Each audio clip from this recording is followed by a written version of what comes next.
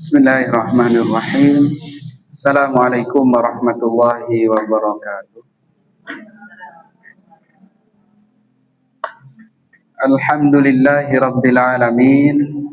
Assalatu wassalamu ala asyrafil anbiya'i wal mursalin wa ala alihi wa sahbihi ajma'in, amma ba'du. Yang terhormat seluruh hadirat pada kesempatan pagi hari ini, alhamdulillah Allah masih berikan kita kesempatan untuk menjalani kehidupan. Semoga kehidupan yang diberikan ini, kesempatan yang diberikan, bisa kita manfaatkan sebaik mungkin untuk menambah kebaikan dan mengurangi keburukan. Sebelum kita mulai, sambil nunggu yang lain, kita mengingatkan diri sendiri dan jamaah sekalian terkait dengan masalah ikhlas.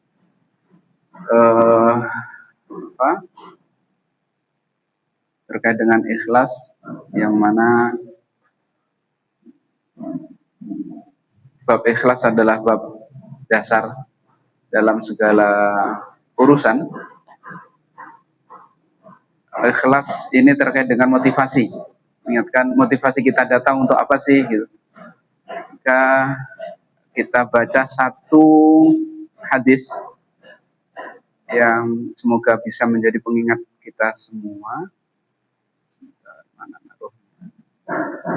naruhnya di, bukan di sini.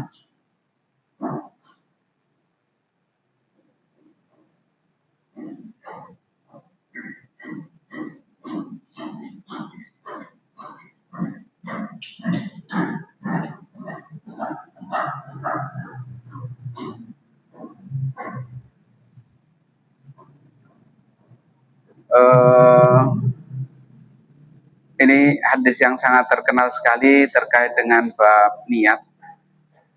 Kalau ditanya niat kita ke sini apa ya? Niat kita ke sini apa? Itu yang menjadi tolak ukur nilai dari amal usaha kita. Kalau niatnya cari muka kepada manusia, ya dapatnya itu. Nanti akan kelihatan baik di hadapan manusia. Kalau niatnya cari mukanya dari Allah, liwajhillah, itu yang kita harapkan. Karena pengotor niat itu banyak sekali. Kita lihat satu dulu.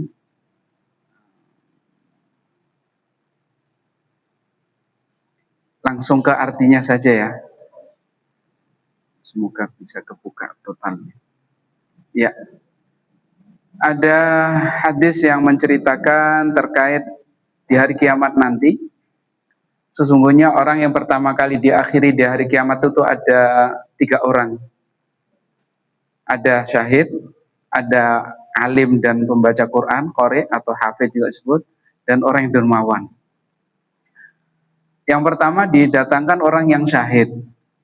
Lalu Allah menunjukkan semua nikmat yang diberikan, nikmat kehidupan, kesehatan, kekuatan, dan segala macamnya. Orang ini ngakui, ya ini nikmat dari Engkau ya Allah. Setelah itu Allah bertanya, apa yang kamu lakukan dengan nikmat-nikmat itu? Orang ini menjawab, aku berjuang di jalanmu.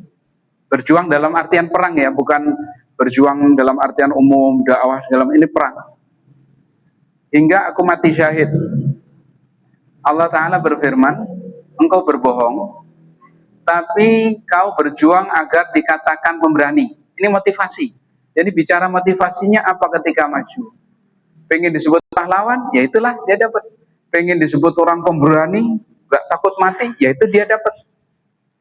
Dan itu telah dikatakan, artinya di dunia sudah disebut pemberani, dicatat sebagai pahlawan, disebut dalam banyak buku. Kalau memang motivasinya itu, ya udah itu dapat di dunia. Kemudian dia diperintahkan, yakni orang ini, dan diseret di atas wajahnya hingga dilemparkan ke dalam neraka. Ini bahasa saya, bahasa gampangnya, karena dia cari mukanya untuk manusia, udah dapat muka di hadapan manusia. Nggak cari muka di hadapan Allah.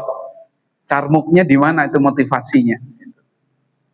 Yang kedua adalah seorang pria yang belajar ilmu dan mengajarkannya, alim, ilmuwan, alim, ulama, serta juga membaca Al-Quran.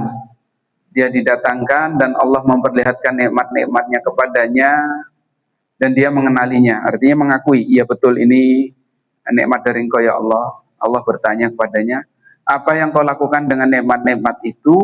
Orang itu menjawab, aku mempelajari ilmu, belajar dan mengajarkan serta membaca Al-Quran. Allah Ta'ala berfirman di dalam teks hadisnya, aku membaca Al-Quran karena mufika. Ini diungkapkan si orang ini. Ini ketikannya lupa, belum termasukkan. Allah Ta'ala berfirman, engkau berbohong, tetapi engkau mempelajari ilmu agar dikatakan dia alim, dia ulama, ilmuwan. Orang-orang nyebut begitu di mana-mana, terkenal. Dan membaca Al-Quran agar disebut qori, pembaca, atau disebut hafid, terkenal. Dan itu telah dikatakan, itu udah kamu dapat di dunia. Nah, maka ini mengingatkan diri sendiri terutama, jangan sampai motivasinya kotor. Kita selalu memperbaiki niat dan selalu mereview niat kita hari ini. Datang ngapain sih?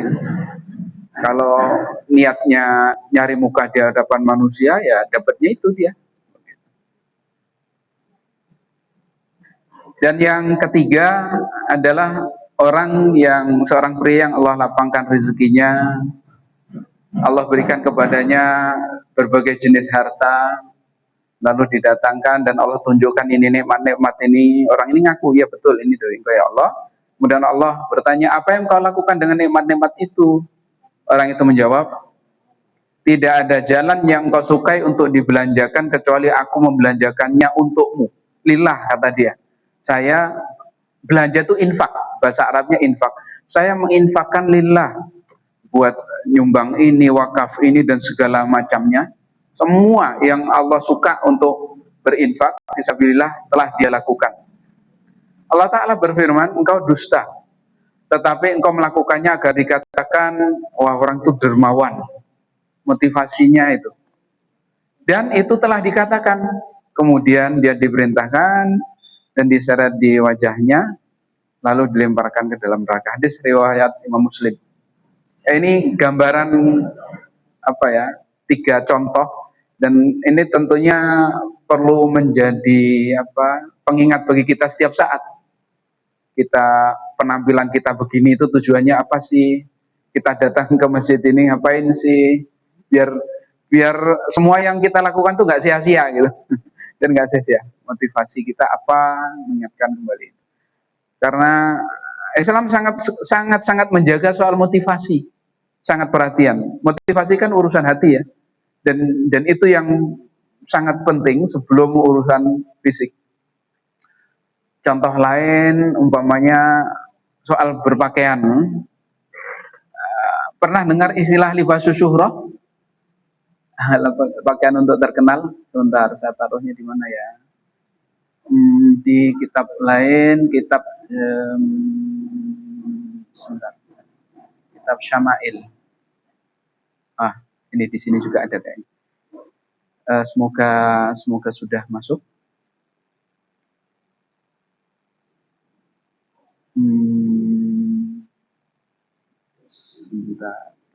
Ya. Ini bab terkait dengan motivasi. Bunyi hadisnya demikian. Siapa memakai pakaian syuhrah itu kata masyhur, Allah akan pakaikan kepadanya pada hari kiamat pakaian serupa yang menyala dari api. Dalam redaksi lain akan pakaikan pakaian kehinaan. Hadis rawahu Abu Dawud, Nasai, Ibnu Majah, Ahmad, validasi Imam Al-Albani Hasan. Apa sih pakaian syuhrah itu? Sebentar, ini penjelasannya saya taruh di mana nih?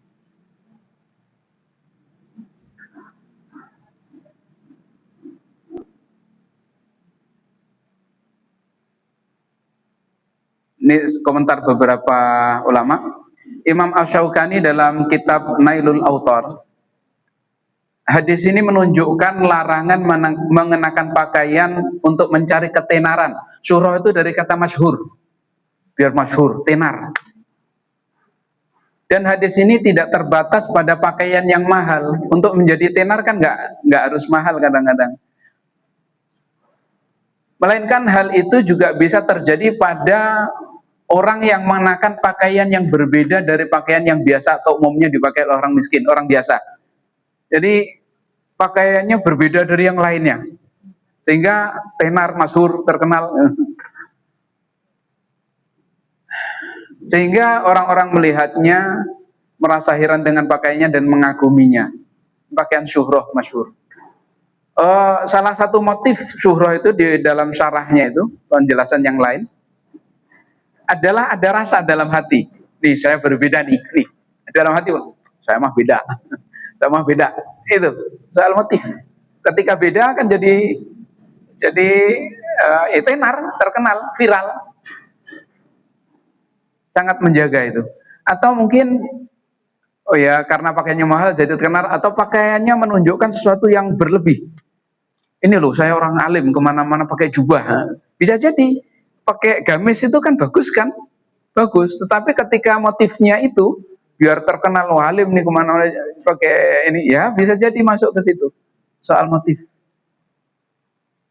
Komentar Ibnu Ruslan, dan jika pakaian tersebut dimaksudkan untuk ketenaran di kalangan orang-orang, maka tidak ada perbedaan antara pakaian mahal dan murah. Mahal atau murah kalau tujuan untuk mencari tenar, berbeda dari yang lain, ya bisa masuk ke dalam. Atau antara pakaian yang biasa dipakai orang-orang dan tidak biasa, artinya ya nggak wajar. Karena larangan tersebut terkait dengan ketenaran, kemasyhuran, keviralan, bahasa gitu. Yang diperhatikan adalah niat, meskipun tidak sesuai dengan kenyataan. Artinya, soal motif, bagaimana agama kita sangat memperhatikan urusan motif, hingga ini semoga menjadi pengingat agar semua usaha kita, kalau tadi kan yang syahid, yang alim, yang dermawan, gara-gara motif salah semuanya ya berbalik dengan tujuan dan niat. Semoga menjadi pengingat dan tidak ada salahnya kita sering-sering ingatin ini karena manusia itu kan gampang lupa ya. Gampang lupa, oleh karena itu ada yang mengajarkan seyogianya tiap hari itu kita bermuhasabah. Tiap mau tidur muhasabah, ingat sehari ini apa saja yang terjadi ya, baik di dalam hati kita, dalam tindakan kita, untuk berazam besoknya berharap lebih baik lagi. Baik, semoga memberikan manfaat. Kembali ke jalur. Cukup ya, ini nggak pakai pertanyaan yang ini ya. Nanti jalan-jalannya nanti kalau ada pertanyaan nanti aja. Ini ya ngingetin diri sendiri dan jamaah sekalian. Kembali ke laptop. Terakhir kemarin bab jinayat sudah kita bahas, bab kosama. Kemarin pertanyaan dari Bu Hana terkait tembok yang miring boleh nggak dihancurin? Kalau sudah membahayakan boleh, tapi yang hancurkan tetap bertanggung jawab Bu Hana ya. Jadi tembok orang lain miring, kita ingatkan nggak dihancur-hancurin, nggak dibongkar-robohkan. Boleh dirobohkan karena membahayakan dengan argumen la darar wala dirar, nggak boleh membahayakan atau dibahayakan. Argumen lain ad-darar yuzal, semua yang memudarat tentu dihilangkan, tetapi yang bongkar tetap bertanggung jawab. Karena kecuali kalau yang bongkar adalah pemerintah atau yang memiliki hak. Kalau orang biasa tetap bertanggung jawab ganti kerugian dia. Ya, tinggal ngitung aja. Baik.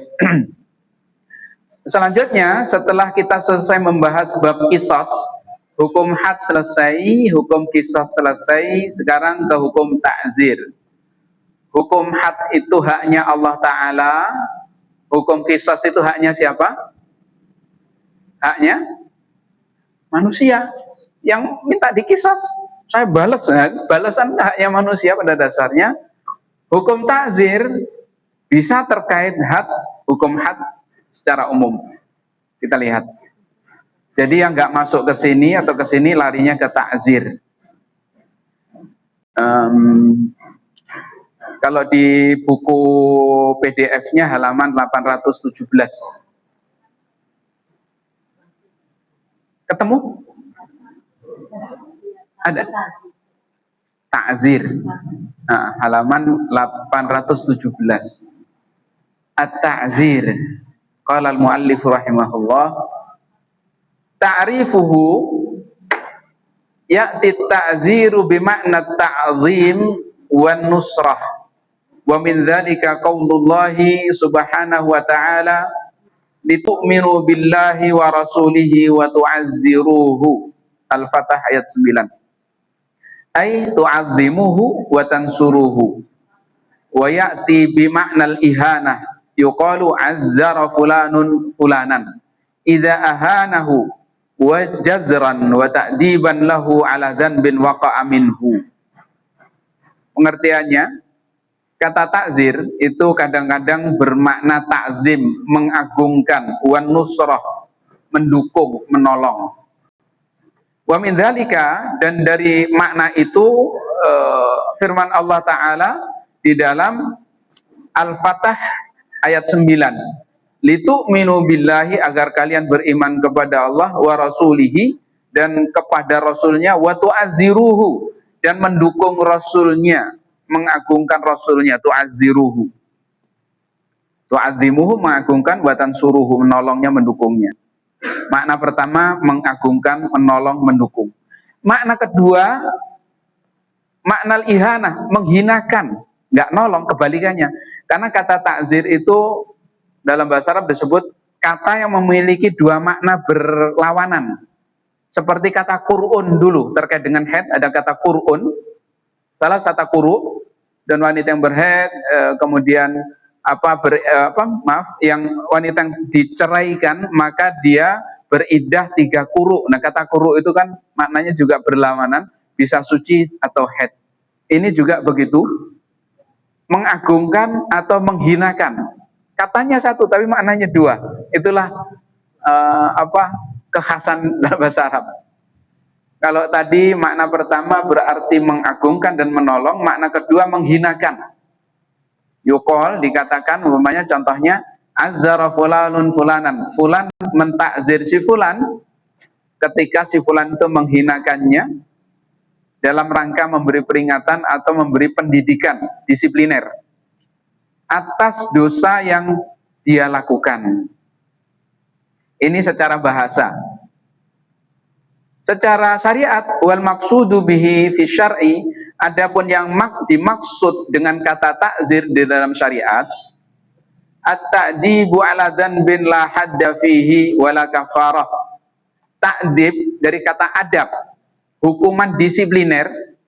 Ta'dib, hukuman mendidik atas dosa, atas kemaksiatan, kesalahan, la hadda fihi, yang tidak ada hukum had, tidak dijelaskan hukum hadnya apa, wala kafarah, dan tidak ada kafarah. Tidak ada hukum had, tidak ada kafarah, ya udah larinya ke ta'zir. Ai yakni annahu uqubah, dia itu adalah uqubah, iqab, hukuman. Yafriduhal hakimu ala jinayatin au ma'siyatin. Yafriduha, yang diwajibkan, diputuskan oleh hakim, pemerintah yang resmi, ala jinayatin, atas sebuah tindakan pidana, au maksiatin, atau kemaksiatan. Jadi ada pidana atau kemaksiatan. Lam yu'ayyini syar'u laha uqubah, yang mana syariat tidak menentukan hukumannya. Syariat belum menentukan hukumannya, tapi ini jelas sebuah pidana atau kemaksiatan. Maka putusannya diserahkan kepada hakim, pemerintah resmi. Au haddada laha uqubah, syariat belum menentukan atau membatasi apa hukumannya. Walakin au haddada laha uqubah walakin lam tatawafar fiha syurutut tanfidz. Atau mungkin bisa jadi pidana atau kemaksiatan itu telah ditentukan hukumannya oleh syariat, tetapi tidak memenuhi syarat pelaksanaan. Contohnya mencuri buah dari pohonnya. Kan dalam proses hukuman had mencuri itu kan potong tangan, kan ada syaratnya kan? Di antara syaratnya adalah pencurian itu dari tempat penyimpanan. Ini nyurinya dari pohon. Dari pohon. Nyurinya sudah mencapai nisab, satu karung duren itu sudah sampai nisab kira-kira ya. Durennya Blackton. Nah, kita cari yang paling mahal aja. Tahu Blackton ya? Cari nanti. Cari di Google. Itu yang paling mahal. Setahu saya baru itu. Musangking kalah. Musangking kalah. Blackton. Baik. Ini kalau begitu saya ingat yang sering beri gratisan jadinya. Kita doakan semoga Allah berkahi dan Allah beri petunjuk. Saya tahunya kan gratisan aja. Baik, satu karung sudah sampai nisab, itu dipastikan sampai nisab. Karena 1 kilo itu udah bisa 500-an. Tapi nyurinya tidak dari tempat penyimpanan, dari pohon. Dia tidak kena hukum had. Hukuman mencuri ada, tapi nggak memenuhi syarat untuk hukuman potong tangan, berarti masuk ke takzir, begitu.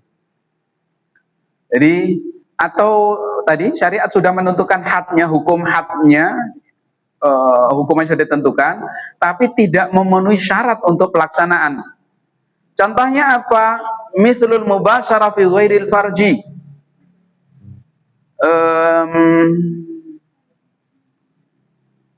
Bersentuhan, mubasyarah, berhubungan tapi tidak di farji. Mohon maaf, kita nggak pakai hati ya, nggak pakai perasaan ya. Oral, tahu oral ya? Oral, dengan mulut. Maka dia kena takzir. Wasariqah malaqat afihi, atau pencurian yang tidak mencapai, tidak sampai kepada potong tangan. Wajinayah la qisas fiha, dan semua tindakan pidana yang tidak kena kisos, nggak bisa dikisos. Kita sudah bahas waktu itu, jika ada perlukaan putus di tengah tulang, itu kan nggak bisa dikisos kan? Di tengah tulang. Kenapa? Karena untuk membuat sama persis sulit. Tetapi kalau putusnya itu di sendi, nah itu mungkin. Hilang batasnya sendi, begitu. Kisos jinayah, tindakan pidana yang tidak mungkin dikisos, maka larinya ke takzir. Wa ityanul mar'atil mar'ah, wanita dengan wanita, bahasa Arabnya sihak, bahasa kita apa? Lesbi. Itu masuknya ke bab takzir. Beda, kalau homo sudah waktu itu ada hadisnya, ada. Nanti kita loncat ke belakang sedikit. Wal qadfu bi ghairi zina, menuduh tapi bukan tuduhan zina, menuduh mencuri, menuduh korupsi tanpa bukti bisa kena takzir, bisa kena takzir. Baik, ini contoh-contohnya ke Indonesianya biar gampang. Ini baru kita pengertian tadi, secara bahasa kita sudah bahas, ini yang dimaksud oleh syariat, yang baru kita baca, hukuman disipliner atas dosa yang tidak memiliki hukum had dan atau tidak memiliki kafarah. Dijatuhkan oleh penguasa atas kejahatan atau pelanggaran yang tidak ditentukan hukumnya secara syariat, atau ditentukan hukumnya tapi tidak memenuhi syarat pelaksanaan, kayak mencuri dari kebun, dari pohon tadi kan, enggak memenuhi syarat pelaksanaan hukum syariat.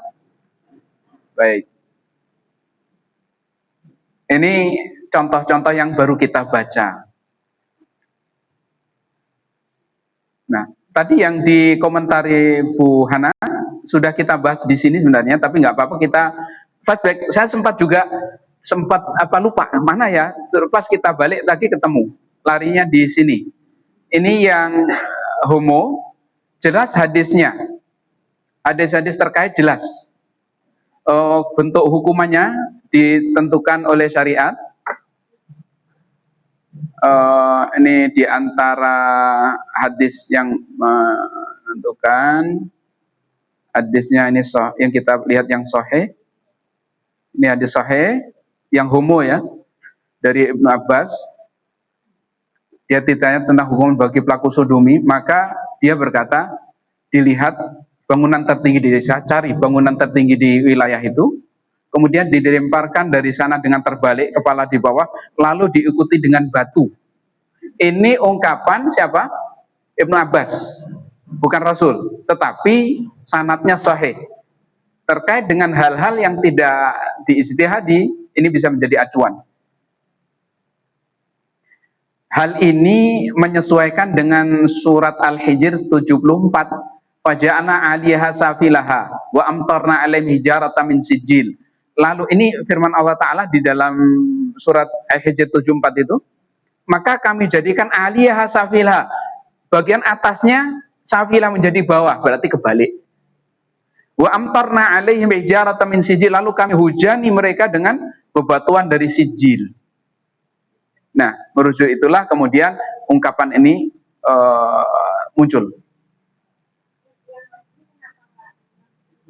Nah, kenapa enggak ya? Nah, kita lihat. Enggak pakai perasaan ya, kita pakai otak. Bahasanya kadang-kadang kan gitu, kita sudah 8 tahun enggak punya perasaan. Kenapa enggak? Kita lihat sini dulu. Ini bahasa dalam kitab fikihnya. Poinnya di sini.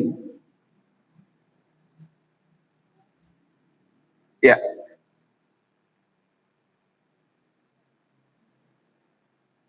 Terpahami ya? Itu poin yang membedakan yang disebutkan dalam kitab fikih yang kita kaji, fikih sunnah.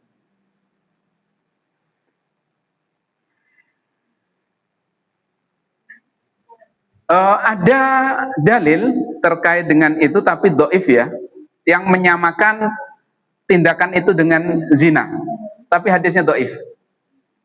Ada riwayat dari Wathilah bin Al-Asqa Al-Laythi yang isinya beliau sallallahu alaihi wasallam bersabda, as-sihaku bainan nisa zinan bainahunna.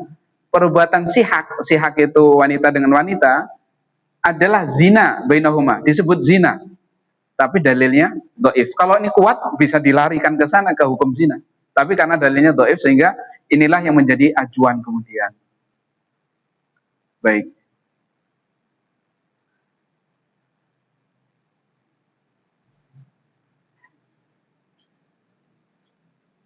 Kembali ke sini ya, cukup. Lanjut ke kitabnya. Wadzalika anal ma'asi salat aqsam. Hal itu setelah berbicara panjang tadi, karena kemaksiatan itu ada 3 jenis. 3 jenis apa? Kemaksiatan terkait hukum had tanpa kafarah. Telah dijelaskan dulu. Atau kadang-kadang terkait dengan hal-hal yang apa? Ini nih kita lihat aja. Hukum had, lari ke had. Ini ya, yang sudah kita bahas. Hukum had, khomer, minum khomer, nggak ada penggantinya, ya udah digebukin. Narkoba, masuk ke bab khomer. Qadzaf, murtad, begal dalam pencurian. Kan nggak ada kafarahnya kan? Kalau pencurian itu, ini kadang-kadang biar nggak rancu, si pencuri sudah mengembalikan barang yang dicuri. Apakah hukum hadnya gugur? Masih ingat nggak? Pertanyaan kembali, hukum had itu haknya siapa? Hak Allah. Gugur nggak berarti? Enggak, hanya haknya Allah. Walaupun dia sudah mengembalikan barang yang dicuri, itu haknya manusia, haknya Allah mana? Itu dia. Begitu. Nggak ada kafarah. Makanya kita sudah bahas waktu itu, kalau ada pencurian, ketangkep, kalau nggak kena hukum had, kasihan sama dia, jangan diangkat ke hakim. Karena kalau sudah naik ke hakim, mau tidak mau hakim, pemerintah, atau yang berwenang, pasti lakukan hukum had. Kalau masih di bawah antara si pemilik sama pencuri, ya udah saya maafkan. Balikin barangnya, selesai. Hukum hadnya enggak. Di muqaddimah dulu. Bab muqaddimah. Jadi, kalau pengen nggak kena had, kasihan, biar nggak kena hukum had, balikin barang saja. Dan tobat, suruh tobat. Kalau sudah naik, mau nggak mau harus dilaksanakan. Itu dibahasnya di mana?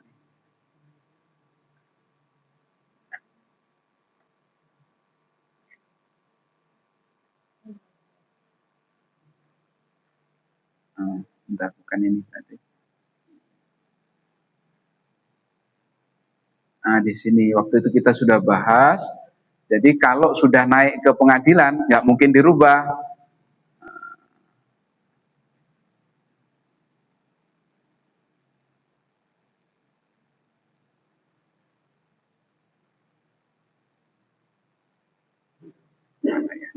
Lupa naruhnya, banyakkan ini.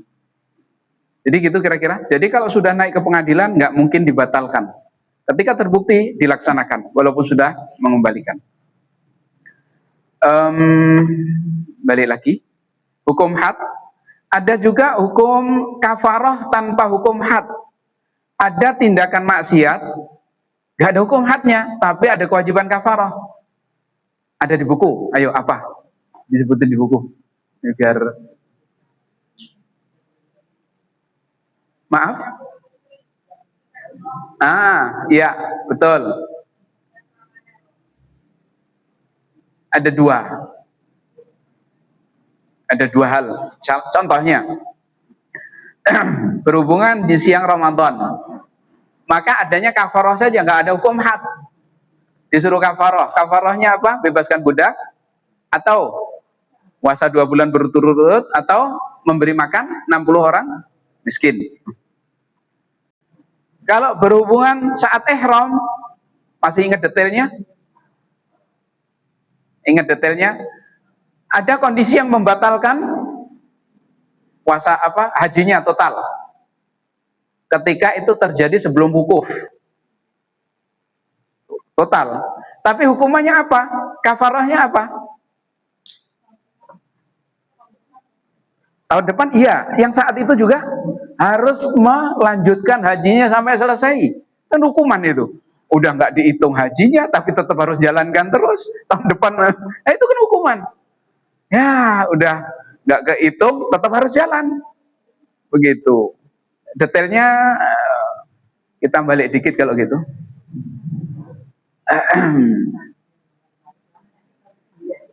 Iya. Di antara hukumannya itu. Ini bahasanya. Jika muhrim berumrah sebelum tahallul awal, sebelum tahallul, tahallul itu menghalalkan. Tahallul awal itu kapan? Tahallul itu kapan? Setelah apa? Haji, kita bicara haji loh ya. Setelah? Aduh, yang Bu Haji mana Bu Haji?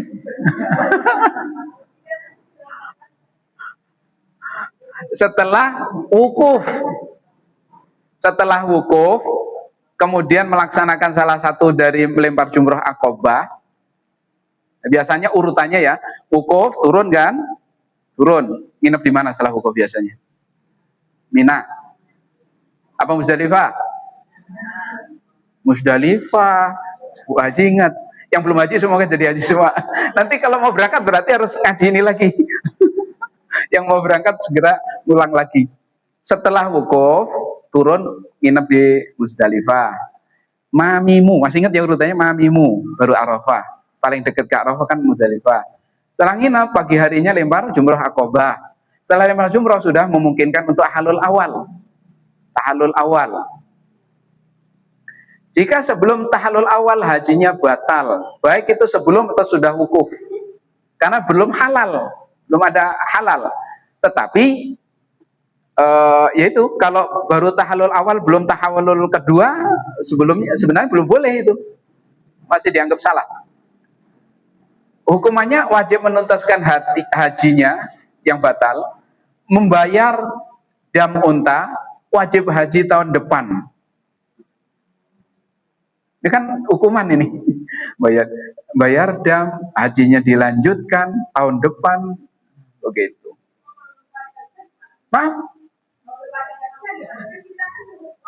Nah itu makanya jangan melanggar. Ya berarti daftar lagi, entah dapatnya kapan. Harus ada usaha itu kan? Iya kan, yang penting usaha. Kalau usaha Allah belum takdirkan, ya yang penting sudah usahanya. Bukan terus nggak boleh nyantai-nyantai. Harus usaha. Baik. Kalau terjadi setelah tahallul awal, biar ingat ini, setelah tahallul awal tidak membatalkan haji. Baik, karena sudah tahallul halal. Jadi tahallul awal itu setelah wukuf, kemudian besok paginya telah nginep di Musdalifah, besok paginya lempar jumrah akobah, setelah itu sudah boleh tahallul. Tahallul awal. Gitu. Tahallul dari kata halal. Baik, ini balik lagi ke bab tadi.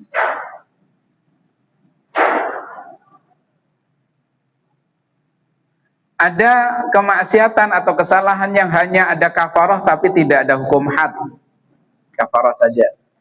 Dan ada kemaksiatan yang tanpa hukum had, tanpa kafarah, artinya tidak dijelaskan hukum hadnya apa, kafarahnya apa. Inilah kemudian larinya ke bab takzir. Ya, contoh-contohnya yang tadi baru kita baca tadi, ini contoh-contohnya.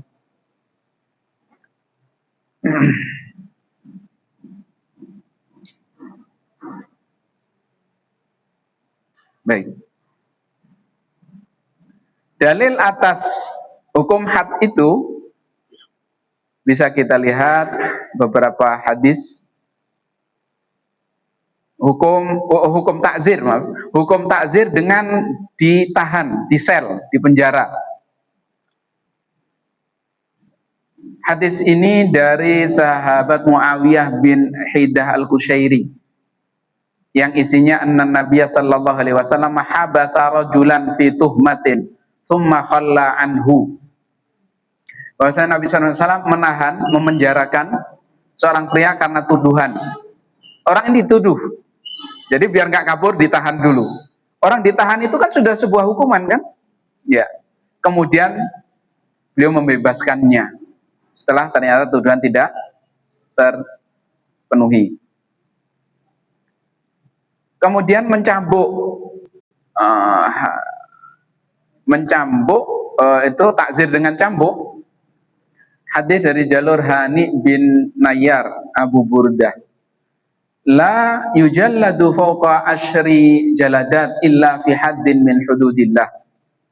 Tidak boleh dicambuk siapapun lebih dari 10 kali kecuali dalam batas hukuman Allah. Batas hukuman had, hudud, hukum had yang sudah disebutkan. Hukum had itu kan ada 40, ada 80, ya kan? Ada 100. Nah, begitu. Yang ini nanti akan jadi diskusi. Kalau lebih dari 10 bagaimana? Diskusional, kita lihat. Kemudian yang kedua ini sama, hadisnya sahih. Yang ketiga pukulan, memukul. Tetapi ini tambahan, mungkin di buku tidak ada. Kalau nggak ada ini tambahan. Pukulan.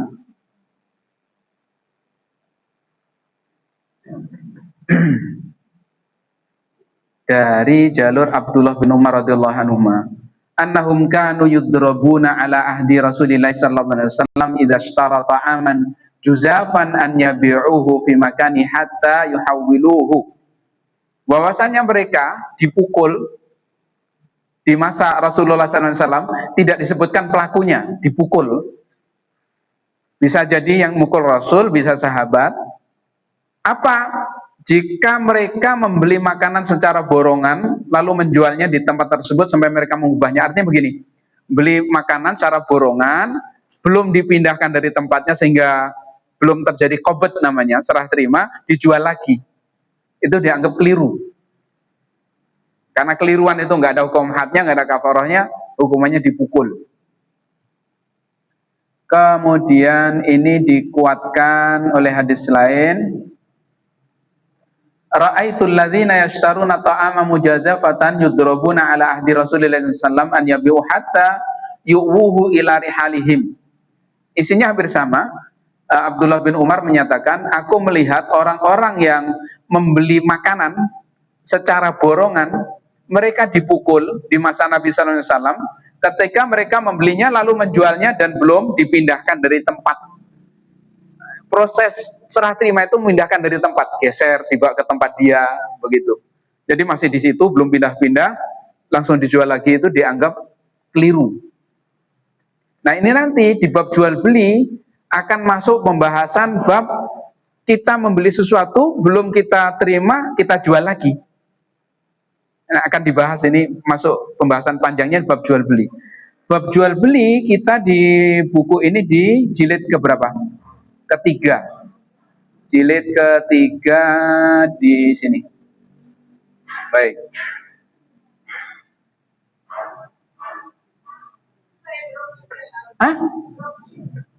Dropship itu kita lihat mekanismenya.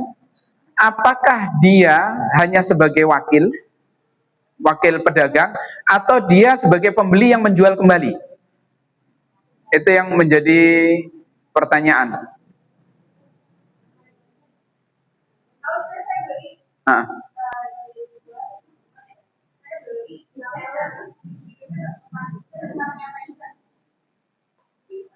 Yang bayar siapa? Yang bayar itu.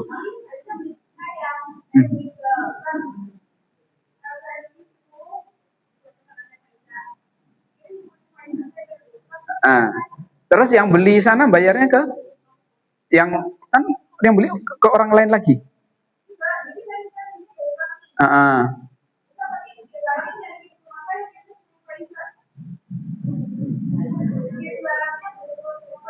Baik, pembahasan dropship nanti bisa masuk bab wakalah. Bab wakalah jadi wakil menjualkan, tinggal lihat ke mekanismenya. Kayaknya pembahasannya itu di dropship. Ada beberapa jalan keluar. Ada beberapa jalan keluar agar dropship tidak bermasalah. Salah satunya adalah dengan cara wakalah. Jadi seakan-akan pihak kita ini jadi wakilnya. Wakil siapa? Yang punya barang. Penjual pertama. Gimana ya? Sebentar. Dropship.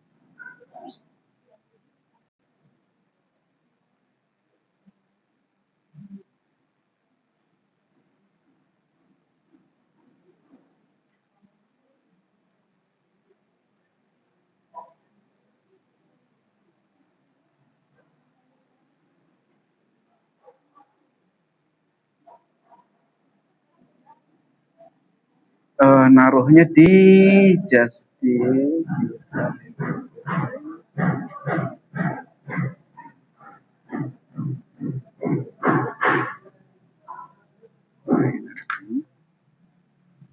kita tunda dulu ya. Naruhnya ini yang kebanyakan apa. Jadi bisa jalan keluarnya adalah si dropshippernya sebagai wakil, akadnya sebagai wakil. Nanti wakil dari pemilik barang. Yang menjadi masalah adalah mekanismenya bagaimana ini jual beli ini. Kalau beda mekanisme akan berbeda cara pandang syariatnya. Mekanismenya. Pertama itu. Kedua, apakah barang yang harus kita serah terima itu semua barang atau hanya makanan? Itu nanti juga diskusional. Yang pasti kalau makanan harus kita terima dulu baru kita bisa jual. Makanan itu sepakat karena memang secara umum dalil-dalil yang nampak secara langsung letter luck itu adalah di makanan. Itu sepakat. Non makanan diskusional. Karena nanti terkait dengan di mana apakah ada kaidah orang itu dapat laba ketika dia sudah bertanggung jawab. Kalau kita belum terima sama sekali, kita kan belum bertanggung jawab terhadap kerugian. Doman. Doman itu tanggung jawab. Berarti tanggung jawab itu adanya di sana dan sana aja kan? Nah itu, kita nggak ngapa-ngapa kok. Nah itu. Maka posisi kita sebagai apa itu yang nanti akan menentukan. Baik, nanti kita bahas kembali setelah ketemu di mananya. Kita lanjut dulu ya. Sambil jalan-jalan, kita cari lagi. Di mana begitu ini ya naruhnya? Apa di sini ya? Coba.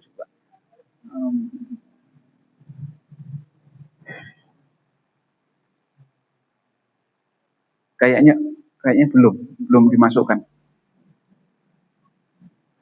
Belum. Karena kan barang baru, nggak mungkin dalam kitab, biasanya ada tanda plus itu berarti tambahan.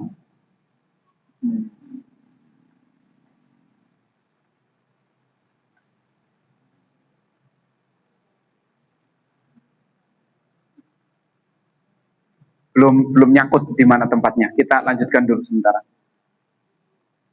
Selanjutnya dalil yang lain terkait dengan hukuman takzir itu adalah apa yang telah terbukti bahwa Umar bin Khattab radhiyallahu anhu memberikan hukuman dan mendidik dengan mencukur kepala, menggundul. Ini kalau di pesantren kami dulu biasa, di pesantren termasuk Gontor, Wali Songo zaman dulu ya, nggak tahu sekarang apa masuk nanti diadukan sama orang tuanya atau enggak. Kalau dulu kami enggak, gundul aja. Gundulnya kalau yang melanggar itu gundul acak, di pelentas gitu, baru dia nanti cukur sendiri yang beneran. Ada yang anak di pesantren pernah begitu? Ada? Ada ya, pernah ya. Jadi kalau dia melanggar, maka takzir, kan bagian takzir itu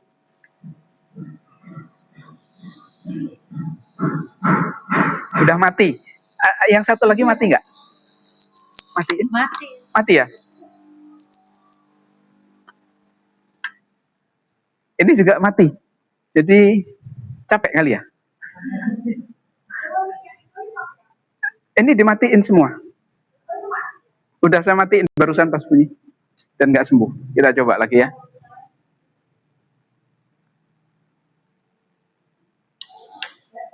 Ini mati.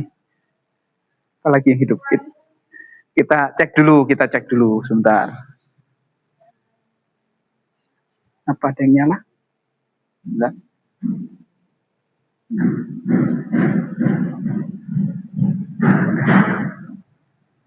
Memang dari sononya. Kayaknya dari mesinnya mungkin. Mati semua. Ini mati semua, jadi kita track aja ya. Nanti boleh dilaporin ke Takmir. Mencukur kepala.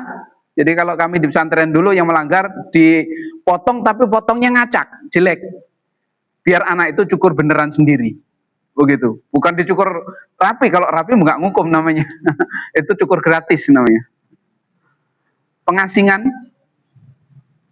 ada pemukulan, serta membakar toko-toko menjual khamr dan desa tempat khamr dijual.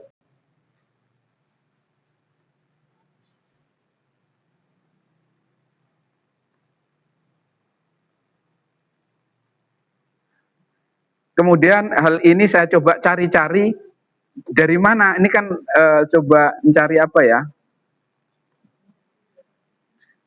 Dalilnya. Contoh mengasingkan itu termaktub di sini di kitab Al-Mabsut. Juga disebutkan oleh Ibnu Taimiyah dalam Majmu' al-Fatawa. Model pengasingan. Ini bukan hadis, tetapi tindakan beliau radhiyallahu anhu Umar yang tindakan itu didokumentasikan dalam beberapa kitab. Ada kitab Al-Mabsut, kitab Majmu' al-Fatawa. Pengen mencari referensinya saja untuk meyakinkan. Dan beliau pernah mencabuk, itu disebutkan dalam banyak riwayat. Tetapi riwayat ini perlu validasi ya, bukan dari kitab-kitab yang mainstream yang terkenal gitu. Jadi perlu validasi.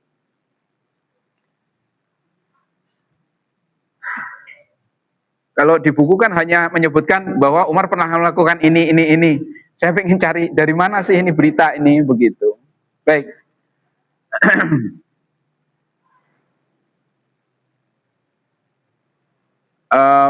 Cerita ini juga disebutkan dalam kitab Ighatsatul Lahfan karya Ibnul Qayyim.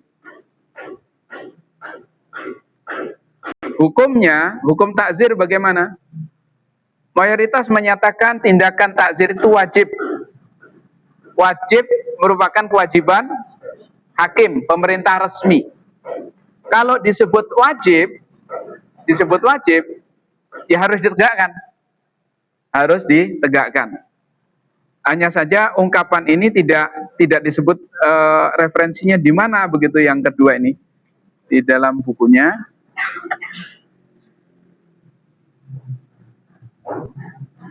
Hanya disebutkan gini saja. Nggak disebutkan referensinya kitab apa, kita cari sendiri.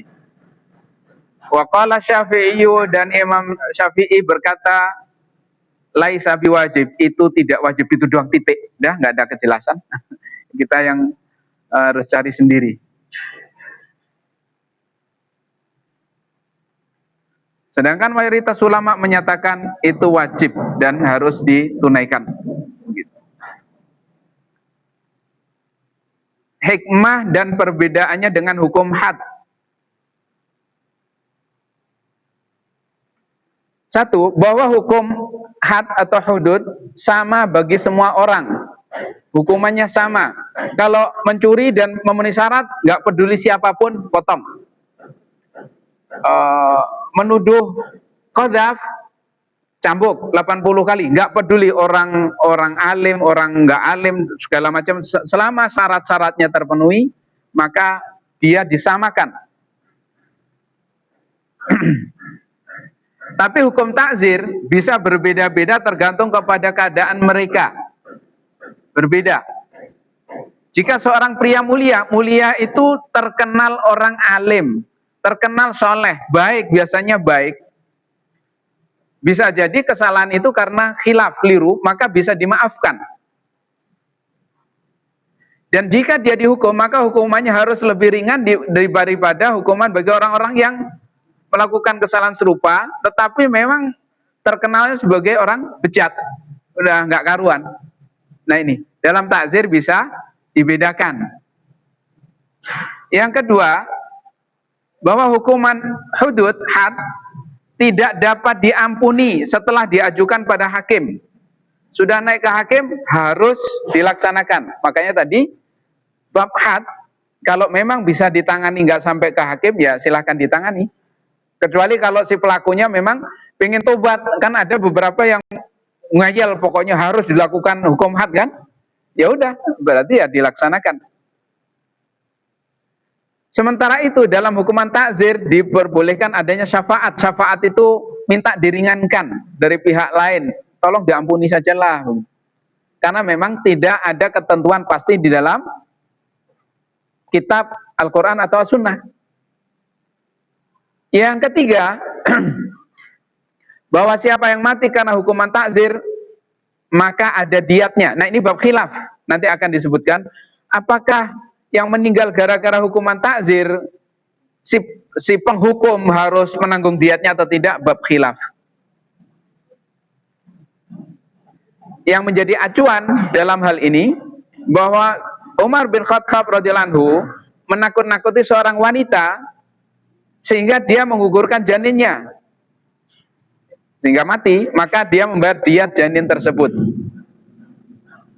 Ini menakut-nakuti itu bagian dari, jadi takzir itu nggak harus hukuman, kadang nakut-nakuti aja, kadang cuman ucapan, nanti akan kita sebut di bentuk takzir, ucapan, dimarahi sampai habis-habisan itu juga takzir, tidak harus selalu tindakan. Adapun Imam Abu Hanifah dan Malik menyatakan tidak ada ganti rugi. Nih makanya disebutkan tanggung jawab atau diat atas efek dari takzir apakah ada? Sebagian menyatakan iya. Tetapi tanggung jawab atas had, kalau hukumannya had, gara-gara kena hukum had, potong tangan doang kok sampai meninggal, nggak ada tanggung jawab. Itu bedanya. Baik. Ini mohon maaf tadi suaranya apa? Dan sudah dimatikan semua tapi tas itu kita coba tadi.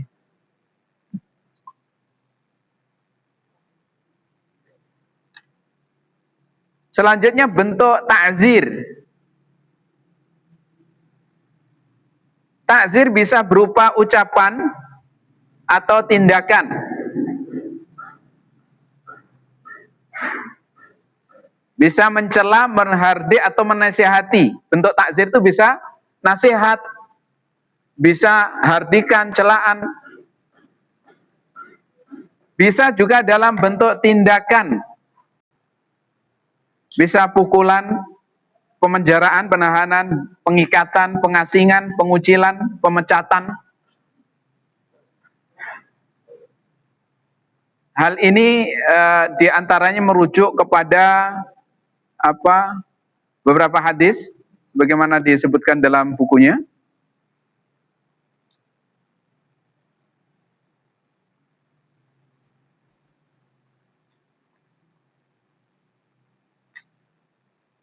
Ini yang disebutkan setelah menyebutkan contoh-contoh tadi, dan disebutkan hadis terkait dengan banci. Banci ini yang dimaksud adalah pria yang menyerupai wanita.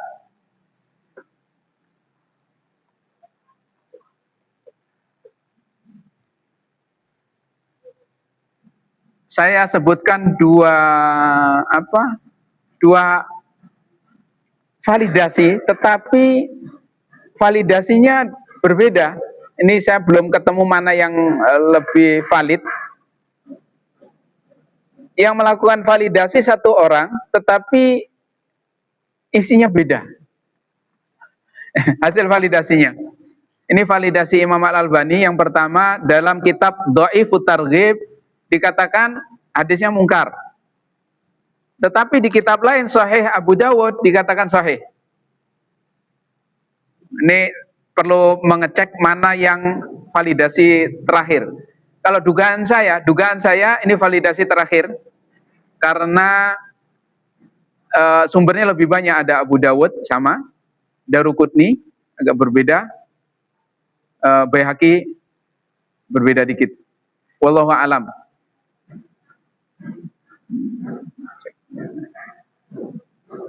Baik, isi hadisnya, ini hadis yang ada di buku itu ketika kita cari validasinya ini hasilnya. Anna Nabiya sallallahu alaihi wasallam utiya bi mukhannasin qad khadaba yadayhi wa rijlaihi bil hanna. Wa qala Nabiy sallallahu alaihi wasallam ma balu hadza faqila ya Rasulullah yatashabbahu bin nisa fa amara bihi fanufiya ilan naqi'i. Faqalu ya Rasulullah ala naqtuluhu? Faqal inni nuhitu an qatlil musallin. Jadi dihadapkan seorang pria mukhannas. Mukhannas itu yang banci, bencong, banci. Dia telah mewarnai kedua tangannya dengan dua kakinya dengan hina pewarna, apa namanya, pacar ya, kutek yang berwarna-warna itu. Nabi bertanya, kenapa orang ini? Maka ada yang menjawab, ya Rasulullah, orang ini pria, ini pria, ya tasyabbah, menyerupai wanita. Jadi pakai kutek di tangan kaki itu kebiasaan wanita. Jadi kalau ibu-ibu pakai ya boleh-boleh saja. Fa'amara bihi, maka Rasulullah memerintahkan agar orang itu diasingkan ke daerah Naqi. Naqi itu masih di wilayah Madinah.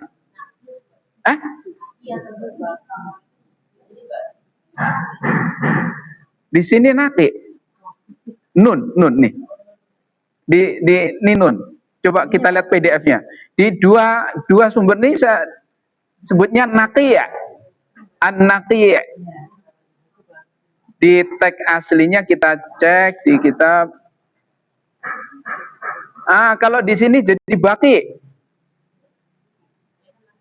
Di teks PDF-nya Baqi, tetapi ketika saya cari di referensinya Naqi, kemudian Naqi itu di syarahnya pun disebutkan juga, mana syarah? Sebentar. Kok ke situ?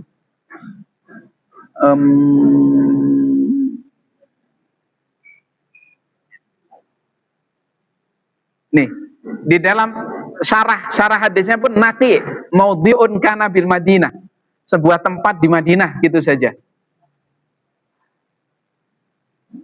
Dan tidak disebutkan terkait dengan makam. Kalau di Baqi berarti di kuburan. Dia asingkan di kuburan.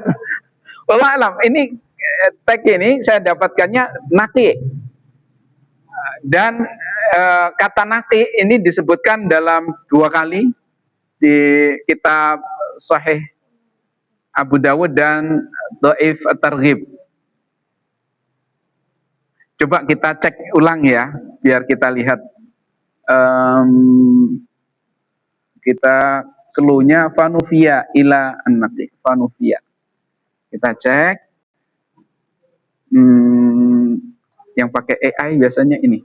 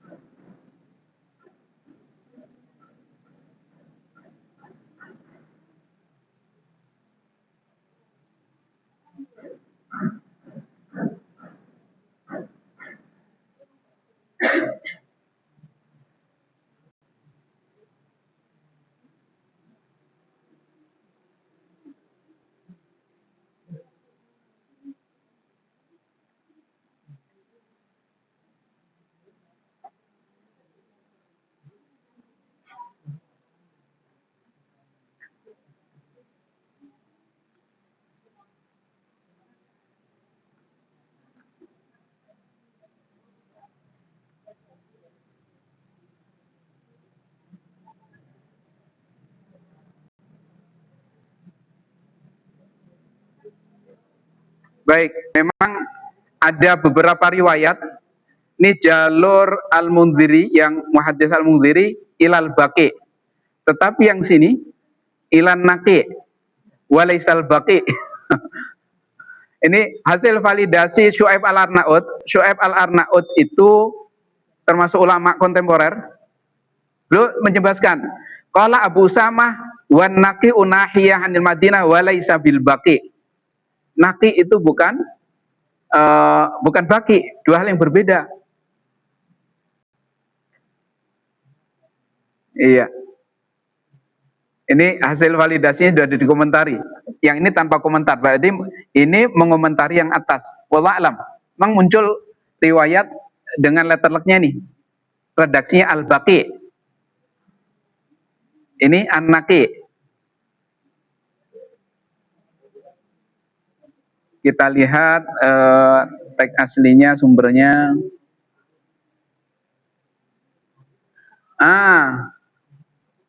Ketika melihat ke Sunan Abu Dawud, di teks sumber Abu Dawud an-naqi.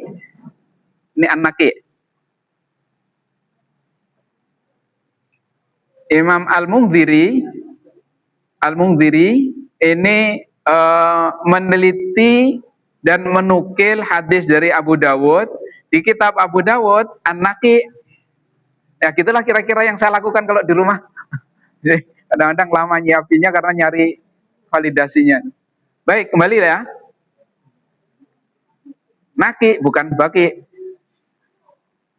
Ini menunjukkan bahwa ternyata fenomena banjir itu sudah ada dari zaman itu.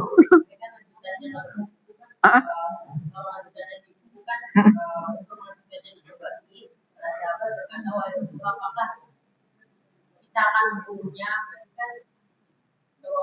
namanya kan dalam dibagi kan akan itu kan enggak. Di buku ini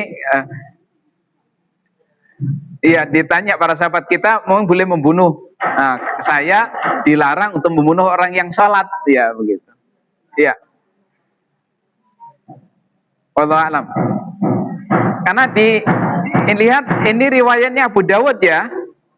Riwayatnya Abu Dawud, tetapi kita udah baca tadi di Abu Dawudnya juga an-naqi.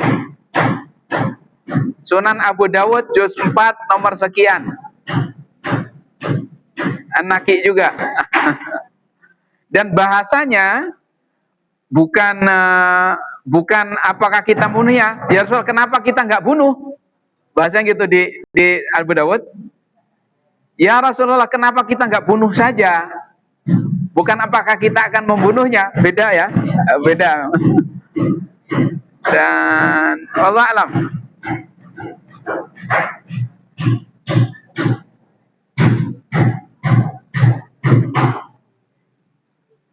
Sama-sama di dua ini. Ya Rasulullah, kenapa kita nggak membunuhnya? Bukan apakah kita akan membunuhnya, begitu.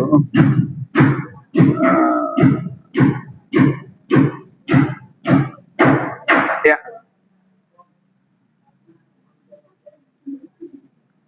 Baik, kita lanjut.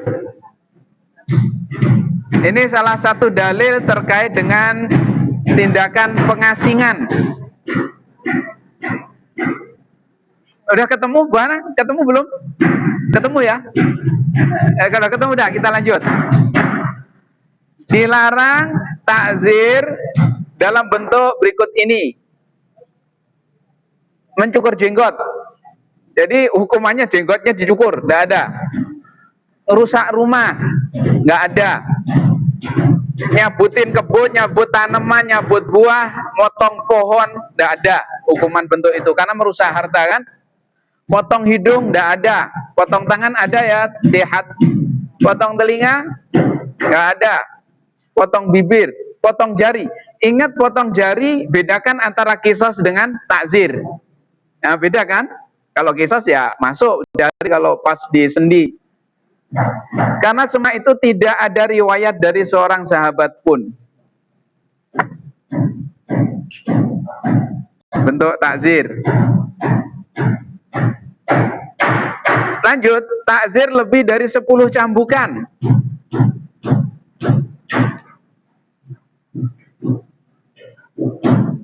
Hadis tersebut di atas melarangnya.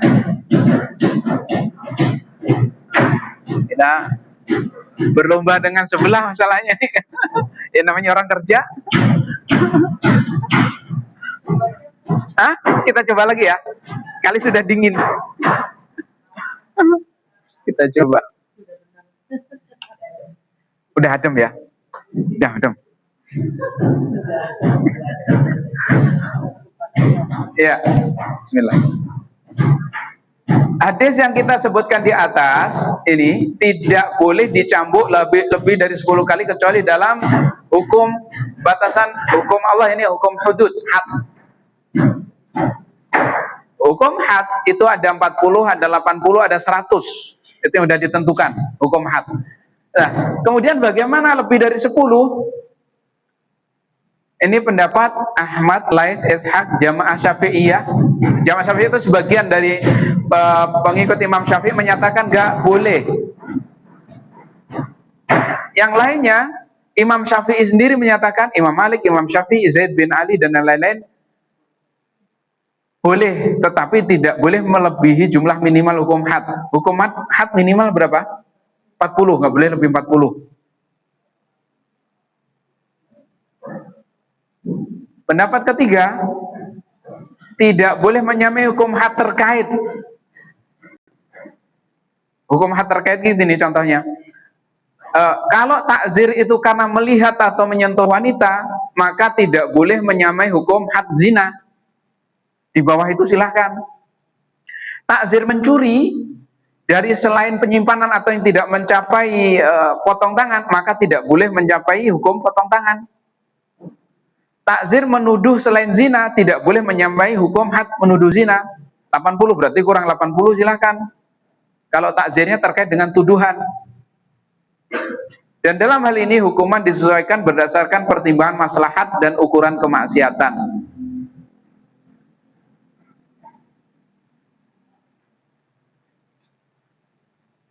Kalau memandang kepada diskusi ini, judul selanjutnya adalah takzir dengan hukuman mati.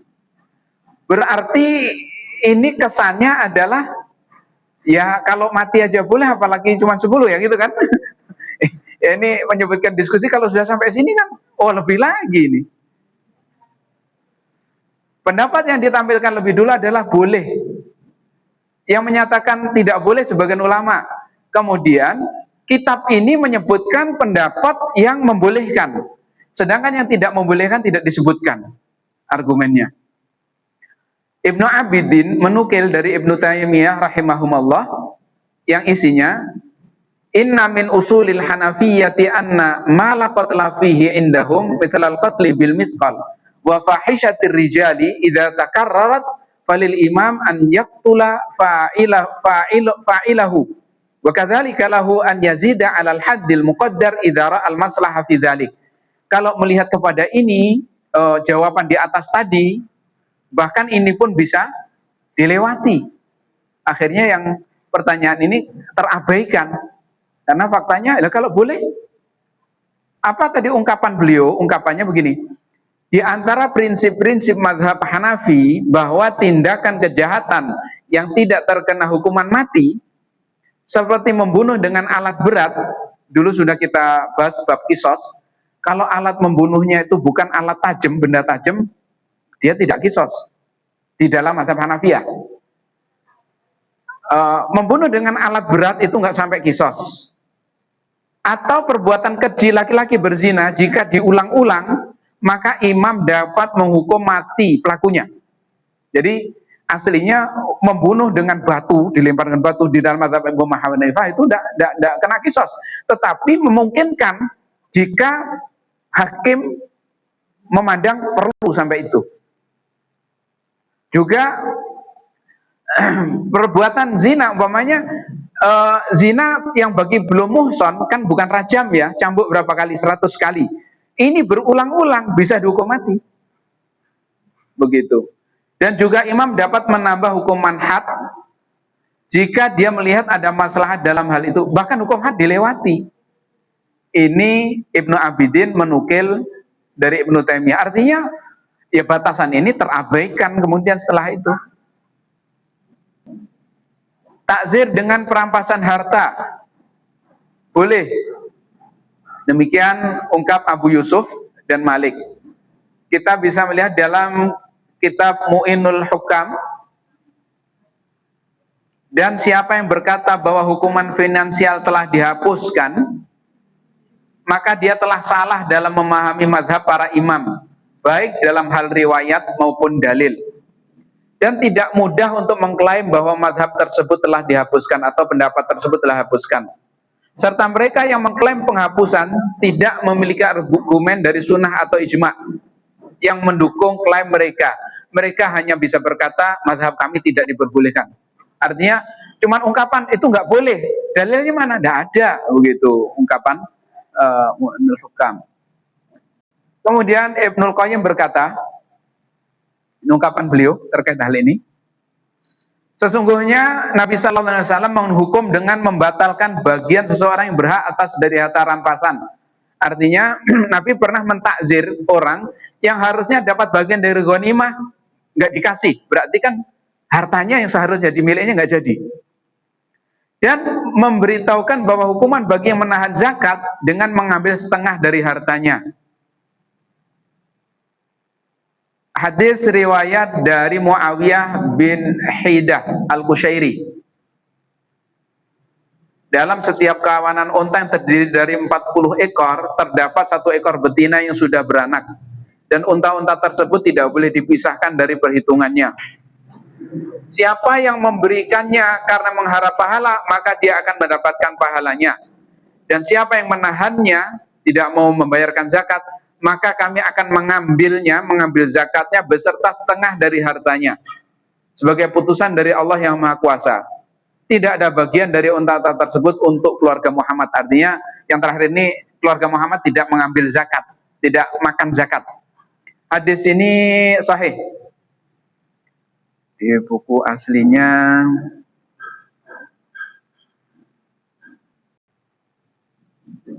ya disebutkan, berarti takzir dengan perampasan pemiskinan boleh ya, perampasan harta boleh ya. Tapi ada orang yang nggak mau loh, itu kelompok rombongan yang nggak mau, malah orang-orang jangan-jangan ini orangnya. Secara syariat boleh, ini dalilnya. Selanjutnya,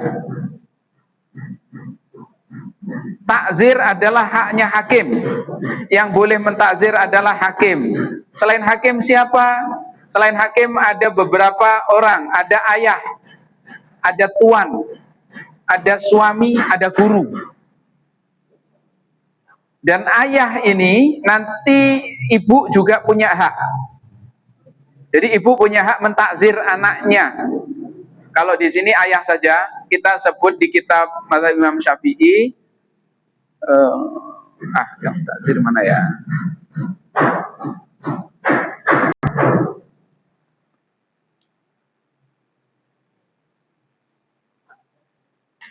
Arwahnya di mana?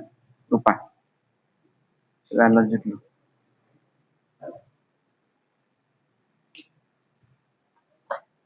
Maka ayah berhak menghukum takzir anaknya yang masih kecil untuk mendidik, menegur perilaku buruk, dan tampaknya ibu juga memiliki hak tersebut. Ini tambahan, tampaknya di kitabnya begitu. Terhadap anak kecil dalam perawatannya, serta memerintahkan sholat dan memukulnya. Tapi khawatir anaknya lapor polisi sekarang. Repot sekarang itu.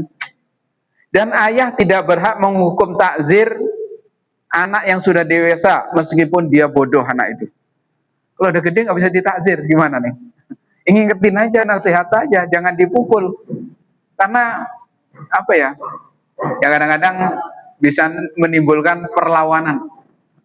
Bisa perlawanan. Tapi nasihat tetap jalan, nasihat. Kan ada perintah man ra'a minkum mungkaron, ya doakan, ya nasihatin. Lanjut, tuan. Tuan itu terkait dengan budak. Boleh menghukum takzir terkait haknya dan hak Allah. Hak si tuan itu dan haknya Allah. Jika ada budak itu melanggar perintah atau haknya tuannya atau hak Allah, dia boleh mentakzir. Suami, dia berhak menghukum istrinya dalam hal nuzuz, seperti yang dinyatakan dalam Al-Quran. Dan apakah dia berhak memukulnya karena meninggalkan sholat dan sejenisnya? Tampaknya sih dibolehkan, bahasanya gitu. Dalam bab nusus itu kan diizinkan sampai memukul ya, dari nasihat, meninggalkan dari tempat tidur, atau memukul. Tapi kalau urusan sholat bagaimana? Bahasanya tampaknya sih boleh melakukan hal itu jika teguran tidak cukup, karena termasuk dalam kategori menolak kemungkaran. Dan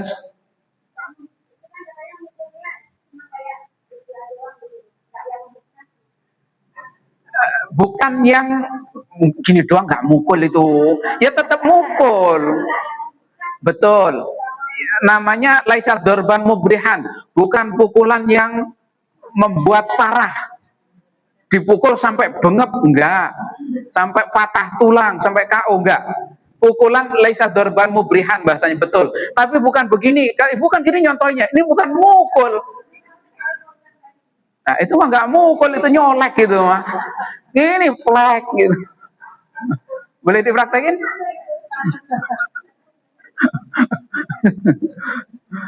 Namanya bukan pukulan yang membuat parah sampai bengek, sampai patah tulang, sampai luka. Kadang-kadang merah itu apa? Bahasanya mubrih itu yang sangat-sangat lah begitu. Nggak dibatasin warna biru atau itu enggak. Kalau biru itu udah parah ya. Kalau merah kadang-kadang ada orang dipukul dikit merah. Begitu. Dan suami termasuk kelompok yang diwajibkan untuk menolak kemungkaran dengan tangan atau lidah atau hati.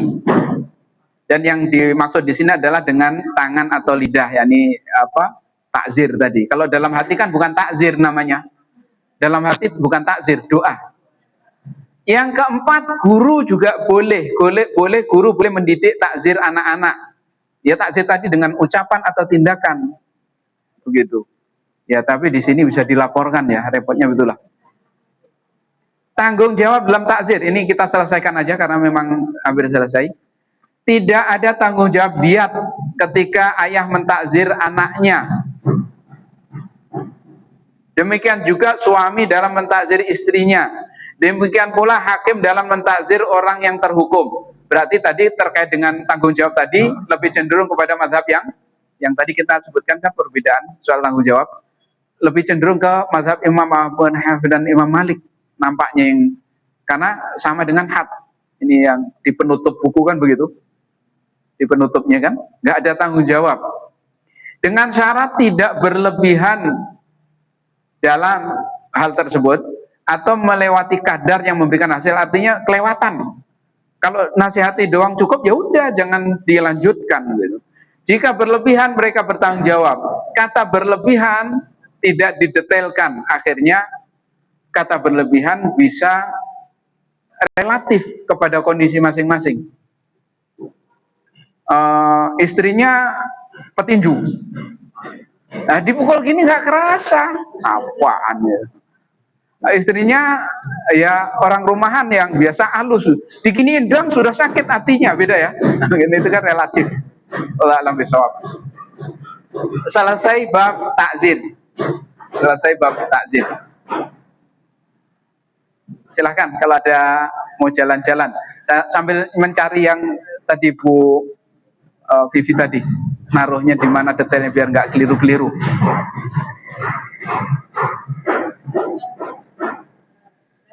Perbuatan itu intinya kalau perbuatan itu bukan atau tidak baik itu ada hukumannya ya Ustaz? Iya.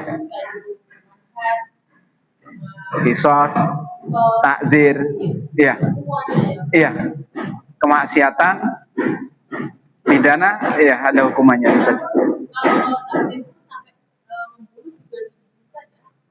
Kalau sampai membunuh pun tadi baru kita baca, kalau terjadi berulang-ulang, umpamanya kalau mohon maaf perzinahan dari orang yang belum pernah nikah kan cambuk 100 kali. Kalau berulang-ulang dalam mazhab Imam Hanifah memungkinkan sampai kepada hukuman mati. Orang diniatkan diat itu jika kesalahan itu melebihi standarnya. Umpamanya bahasa diat itu adalah hukum hukum kisos, kisosnya motong tangan doang, tapi kok sampai meninggal bisa kena diat. Yang nanggung diat Baitul Mal kalau pelaksananya yang berhak melaksanakan, karena dia melaksanakan hukuman melewati batasnya. Tetapi kalau dari semula hukuman takzirnya mati, ya udah mati kan, udah maksimal mentok. Itu ditujukan itu nggak melebihi target. Tadi yang hadis tadi yang belum selesai tadi yang apa namanya, laki-laki menyerupai perempuan hanya dengan mewarnai kukunya dengan pacar tadi itu hukumannya lalu apa ya Ustaz? Ya. Kan apakah harus kita bunuh? Diasingkan tadi. Oh, diasingkan. Dia mewari bukan cuma ininya, kukunya, tangannya, dan kedua tangan, kedua kaki, bukan kuku. Nah, kalau kuku bagaimana? Kalau kuku ini nanti adalah kebiasaan wanita dan itu dianggap menyuruh wanita, kena takzir. Takzirnya dari apa? Dari peringatan, ya kan takzir tadi urutannya panjang gitu ya. Kalau yang terjadi di masa Nabi tadi, yang hadis yang telah kita sebutkan, dia mewarnai kedua tangan dan kedua kaki, bukan kuku. Kedua tangan, ya. Jadi sampai ke sini-sini kakinya juga. Masya Allah, berarti kalau semua tahu hukuman sampai seperti ini, orang takut untuk ngambil milik orang pun yang sekecil apapun kena ini ya Ustaz. Ya harapannya memang begitu. Harapannya begitu. Ini sambil jalan ya, sambil nyari-nyari naruhnya di mana. Nyambung yang tadi itu yang laki-laki bencong tuh yang pakai apa? Yang berhias, pakai hina, hukum cara syariat diasingkan. Yeah. Nah kalau sekarang ini kan mereka selain bencong itu mereka juga punya pasangan yang sama-sama laki-laki, berarti bisa dimasukin hukum homoseksual. Iya, iya, masuk ke sana kalau sudah terjadi. Oh iya. Terus ini pertanyaan lagi yang tadi soal muamalah perdagangan. Yang tadi kan kata Ustadz kalau barangnya makanan belum ada di kita tidak boleh menjual gitu ya Ustadz ya.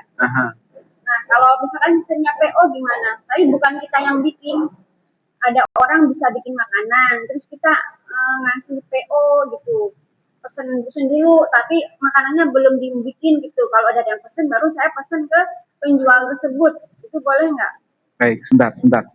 Jadi ulang lagi, ini tadi lagi fokus ke sini, lagi nyariin. Yang mana? Jadi kita mengumpulkan orang-orang yang mau mesen. Ya. Kalau sudah terkumpul baru kita belikan. Ya, belikan. Istisna, baik. Selama belum terjadi akad, ini ada dua mekanisme yang bisa digunakan. Jadi yang paling mudah, ibu bisa membuat akad salam. Salam itu orang bayar dulu, baru kita buat nyari barangnya di pasar atau suruh orang bikin. Itu akad salam, itu boleh. Akadnya ke siapa? Umpamanya ibu sebagai yang mau jualan, tapi nggak bikin sendiri ya. Akad antara ibu dan pembeli adalah akadnya salam. Harus ngomong ke yang pembeli. Ke siapa? Akad salam. Harus diinfokan. Iya, harus sebaiknya diinfokan sehingga nanti semua konsekuensinya mengikuti konsekuensi akad salam. Kan berbeda-beda nanti. Kalau akadnya jual beli biasa atau akadnya jual beli utang, konsekuensinya beda-beda. Kalau disebutkan salam, maka disebutkan gitu, akad salam. Akadnya salam ya, jual beli salam ya. Salam itu begini gampangnya. Jadi si membeli barang tapi barangnya datangnya nanti belum ada, belum ready. Belum ready. Nah, si umpamanya ibu jualan dengan akad salam, pembelinya ini. Bu, saya buka jualan barang ini, ini itu maksudnya deskripsi ya, bukan barang lah ya. Kalau udah ada barangnya ngapain pakai salam?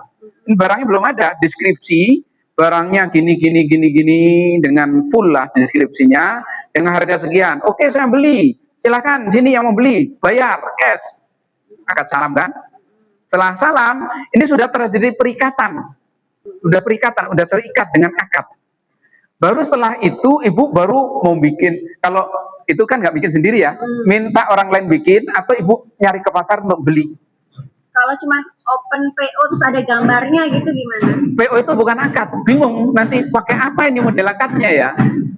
Atau kalau nggak mau nggak mau ada perikatan, berarti nanti boleh disebutkan, ayo yang perlu, bukan mau beli berarti, yang butuh ini saya akan menyediakan, insya Allah gitu ya. Berarti ngelis doang. Ini belum ada perikatan. Artinya belum ada perikatan apa? Kalau ibu sudah menghadirkan barangnya ternyata ada yang batal, jangan dipaksa karena belum ada perikatan. Kalau salam sudah terikat. Dan harus bayar dulu kalau Iya, salam. salam. Nah, kalau sistemnya bayarnya setelah saya beliin barangnya gitu, Berarti belum ada perikatan. itu boleh. Cuman ngelis doang, Iya. list keinginan. Iya. Saya ingin ini ya. Iya. Ibu juga belum ada jual beli di situ. Iya. Nah, Jadi boleh. memungkinkan, bisa. Tetapi itu tadi, ibu harus paham ini belum terjadi perikatan. Ibu udah belanja banyak, tersana semuanya batalin semua. Ya haknya dia, belum ada perikatan. Berarti Harus siap dengan konsekuensi. konsekuensinya itu, tapi Iya. diperbolehkan seperti Iya, itu ya. iya. Baik. Berarti kayak gitu. Ya, Ustaz, terus ini boleh tentang pernikahan nggak Ustaz? Ya boleh aja. Ini ada ini tadi baru ada kasus apa sih kalau ada calon mempelai laki-lakinya satu, mempelai perempuannya dua dalam satu akad itu boleh nggak dalam satu ijab kabul? Ya, ijab kabul kan 2 kali kan, satu ini satu kesini gitu. Itu boleh. Iya boleh kan 2 kali berarti ijabnya. Waktunya Dalam maksudnya satu waktu. satu majelis. Iya, satu Boleh majelis. aja. Tetapi kan akad dulu sama si A, selesai akad sama si B, selesai gitu kan. Nggak masalah. 4 aja boleh. Kalau digabung nggak boleh. Boleh. Satu akad nggak boleh ya kata saya. Digabung langsung 2 ini gitu. Bisa menikah dengan ini dan ini dengan binti ini dan menikah dengan ini binti ini gitu. Belum pernah ketemu saya juga itu. Oh tapi kalau dalam ini dengan binti ini. Karena walinya beda-beda. Walinya beda kan. Lakinya bebas tapi wali masing-masing beda. Dan kalau walinya satu kan haram. Walinya punya, maksudnya 2 orang ini saudarian kandung kan haram. Walinya satu. Kemungkinan walinya beda. Iya misalkan. Ya 2 kali. Tapi dalam satu majelis. Nggak masalah. Nggak masalah. Ada yang mau praktek begitu?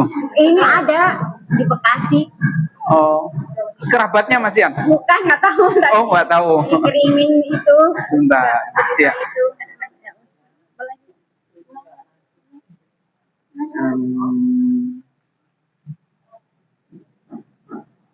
Ya, apalagi?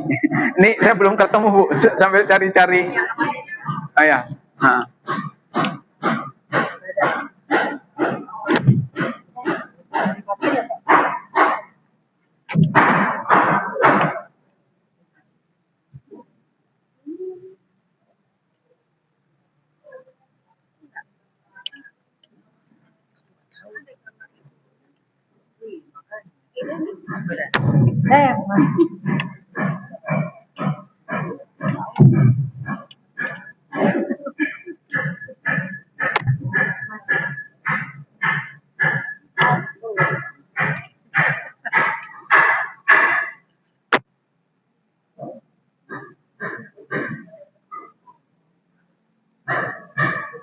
Jadi agak ini ya, kita bersaing.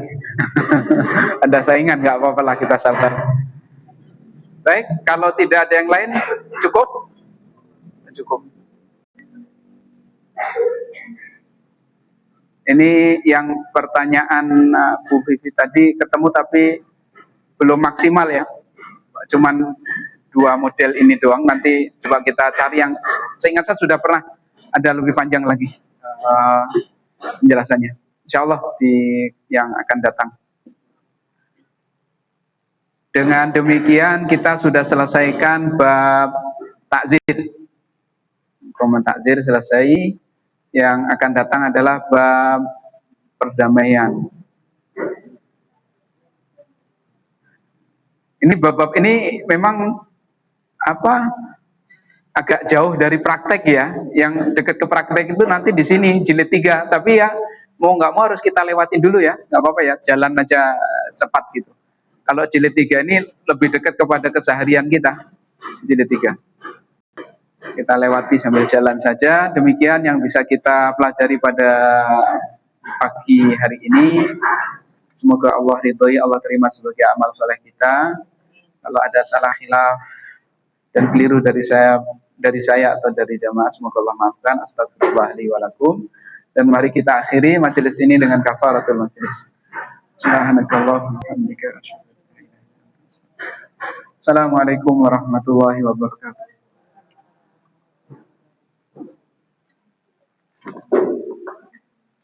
Ini tadi nggak tahu Bu kenapa bisa sembuh sendiri ya. Boleh dicek nanti.